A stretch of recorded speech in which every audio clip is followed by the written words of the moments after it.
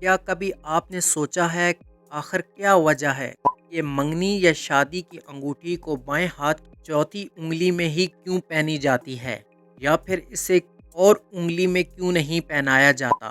اگر آپ جانتے ہیں تو کوئی بات نہیں، چلیں ہم اس حقیقت کے عجیب و غریب راز سے پردہ اٹھاتے ہیں جو انتہائی دلچسپ ہے۔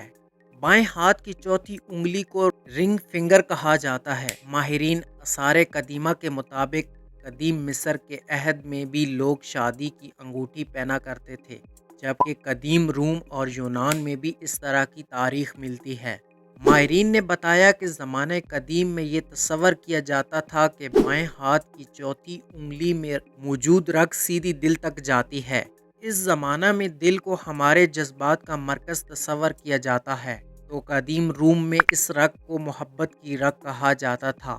یہی وجہ ہے کہ شادی یا منگنی کی انگوٹھی کو بائیں ہاتھ کی چوتھی انگلی میں اس تصور کے ساتھ پہنایا جاتا تھا کہ شریک حیات سے تعلق مضبوط ہوگا۔ مختلف ثقافتوں میں بائیں کی جگہ دائیں ہاتھ میں بھی منگنی یا شادی کی انگوٹھی کو پہنایا جاتا تھا، تاہم انگلی چوتھی ہی ہوتی ہے۔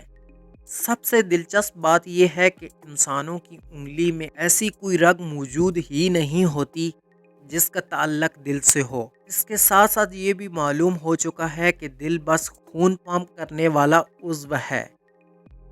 اس طرح کی مزید انٹرسٹنگ ویڈیو دیکھنے کے لیے ہمارا یوٹیوب چینل سبسکرائب کریں، لائک کریں، شیئر کریں، کومنٹ کریں۔ Thanks for watching.